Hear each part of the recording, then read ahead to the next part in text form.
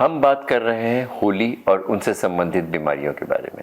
अक्सर हमने देखा है कि होली के समय हमारी सांस के मरीज बढ़ जाते हैं, हमारे सीओपीडी के जो पेशेंट्स होते हैं उनको बीमारी बढ़ जाती है, हॉस्पिटलाइजेशन बढ़ जाते हैं।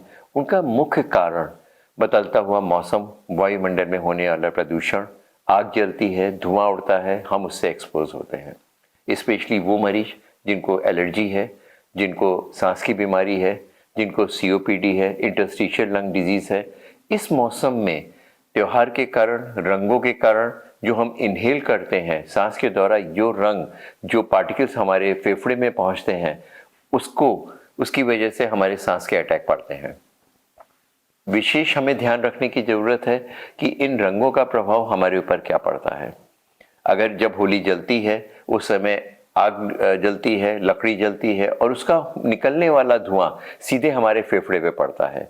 वो फेफड़े के अंदर जाकर के उसकी संवेदनशीलता बढ़ाता है, सांस की नली में सूजन पैदा करता है और वो संकुचित हो जाते हैं, सूजन आती है और हमारी सांस का अटैक पड़ जाता है। इसलिए जो पेशेंट एस्मेटिक हैं उनको विशेष ध्यान रखना चाहिए। वो होली जलाएं, त्योहार तो मनाएं, लेकिन अपने चेहरे के ऊपर मास्क से कवर करें या किसी कपड़े से कवर करके रखें।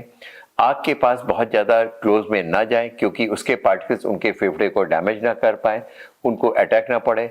वो महिलाएं जो कि प्रेग्नेंट हैं, सेंसिटिव ज़्यादा हैं, उनको इस धुएं से दूर रखना चाहिए। इसलिए बच्चों को विशेष बचाव रखना होगा क्योंकि बच्चों में एक चीज़ होती है, उसमें सांस का अटैक इसलिए ज़्यादा पड़ता है कि बच्चे को फेफड़े उतने संवेदनशील ज़्यादा होते हैं, डेवलप कम होते हैं, उनकी सांस की नलियों की साइज थोड़ी कम होती है, उसमें कार्टिलेज या सख्त वो टिश्यूज नहीं होते हैं और फौरन इन्फ्लेमेशन होने से, सूजन पैदा होने से फौरन सांस की नली बंद हो जाती है, कोलेप्स कर जाती है और सांस का एक सीवियर अटैक पड़ सकता है।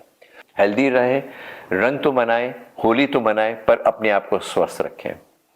कुछ बातें अब हम कुछ रंगों के विषय में करना चाहते हैं। अगर आप हर्बल केमिकल्स यूज कर रहे हैं, हर्बल रंग यूज करते हैं तो वो ठीक है। फूलों के बने हुए रंग होते हैं, आजकल गुलाल बनते हैं, उनके रंग बनते हैं, वो आपके लिए हानिकारक नहीं है। जो केमिकल जिनके इस्तेमाल होते हैं वो त्वचा में जाते हैं, डिफरेंट टाइप की एलर्जीज प्रोड्यूस करते हैं। गलती से अगर आंख में चले जाते हैं तो आंख में एब्रेजन हो जाता है, डैमेज हो जाता है और आपकी आंख भी जा सकती है।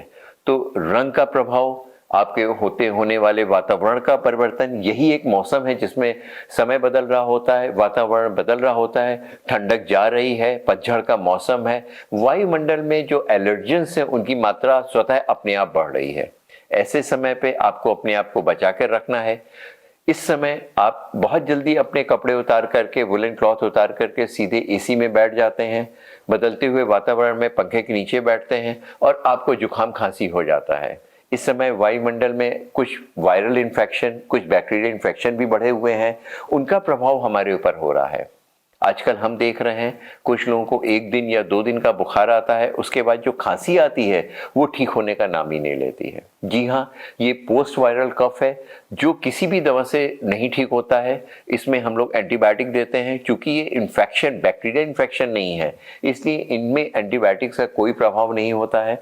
अगर हम कुछ प्रिकॉशन लें, जैसे ही इन्फेक्शन शुरू हो कुछ हम एंटी एलर्जिक्स ले लें। किसी को घर में अगर इन्फेक्शन है, खांसी आ रही है, बुखार आ रहा है, तो अपने आप को उससे बचा कर रखना चाहिए। मास्क का उपयोग करें। कोरोना तो चला गया है, लेकिन और वायरल इन्फेक्शंस हैं जिनका प्रभाव सीधे आपके गले पर, आपकी सांस की नली में पड़ रहा है। खांसी आती है, लगातार आती जाती है, सांस फूलती है और अगर आपकी इम्यूनिटी कम है, अगर आपको डायबिटीज है, तो सीधे फेफड़े में ऊपर पहुंच करके निमोनिया प्रोड्यूस करता है और आपको ऑक्सीजन की रिक्वायरमेंट हो जाती है। हो सकता है आपको हॉस्पिटलाइजेशन की जरूरत पड़े। मौसम बदल रहा है, होली का त्योहार है, वायरल इन्फेक्शन है, बैक्टीरियल इन्फेक्शन हो रहे हैं, अपने आप को स्वतः बचा कर रखना है। Take care, thank you.